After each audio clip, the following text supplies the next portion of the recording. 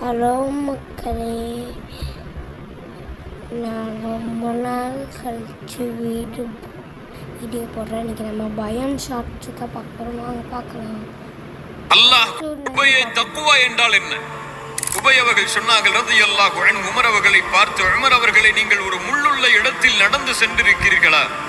Umar அவர்கள் சொன்னார்கள், ஆம். உபய் அவர்கள் கேட்டார்கள், எப்படி நடந்து செல்லுவீர்கள்? முள்ளுள்ள இடத்தில்.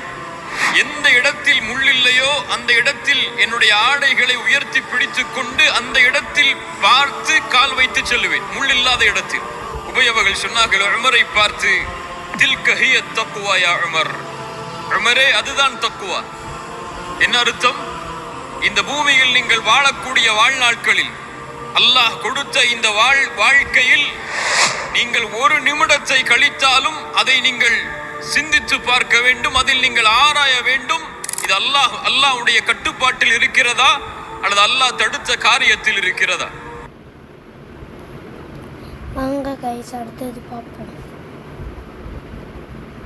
இந்த வானத்தை படைச்சது யாரு? அல்லாஹ்தான். அப்போ இந்த பூமிய அதுவும் அல்லாஹ்தான். என்ன படைச்சது? அட, அதுவும் அல்லாஹ்தான்ப்பா. ஒன்ன படைச்சது எல்லாத்தையுமே அல்லாஹ் தான் படைச்சான். அப்போ அல்லாஹ்வா படைச்சது? அஸ்தக்ஃபிருல்லாஹ், என்ன பேசுற நீ? ஷைத்தான் தான் உனக்கு இந்த எண்ணத்தை கொடுத்துருக்கணும். நபி ஸல்லல்லாஹு அலைஹி வஸல்லம் அவர்கள் சொல்லியிருக்காங்க, இந்த எண்ணம் ஒருவருக்கு ஏற்பட்டால் அவர் உடனே அல்லாஹ்வை நான் நம்பிக்கை கொண்டேன், ஆமன்து பில்லாஹ் என்று சொல்லட்டும் அப்படின்னு சொல்லியிருக்காங்க.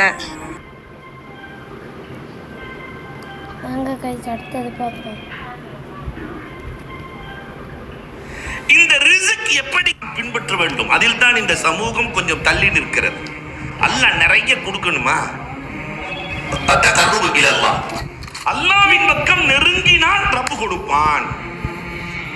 ரப்பின் பக்கம் நெருங்கினால், அல்லாஹ்வை நண்பனாக்கி கொண்டால், நண்பனை அல்லாஹ்வாக்கிட்டாக்க என்ன ஆகும்? அல்லாஹ் அக்பர்.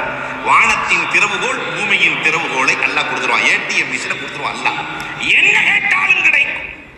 கரத்தை உயர்த்தினால் இரு கரங்கள் இணைவதற்கு முன்னால் இவர் கேட்பதை ரப்பு கொடுத்து விடுவான்.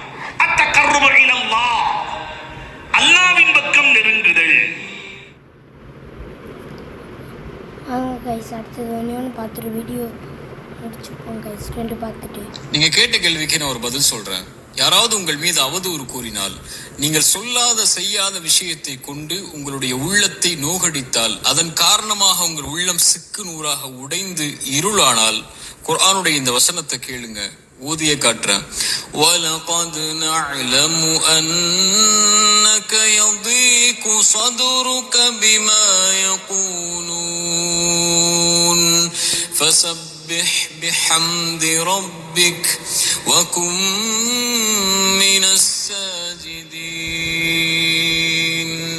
وَاعْبُدْ رَبَّكَ حَتَّى يَأْتِيَكَ الْيَقِينُ.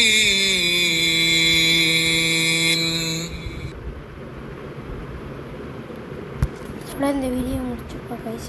வீடியோ பிடிச்சிருந்தால் லைக் பண்ணுங்கள், ஷேர் பண்ணுங்கள், கமெண்ட் பண்ணுங்கள், மறக்காமல் சப்ஸ்கிரைப்பும் பண்ணியிருக்கேன் கைஸ்.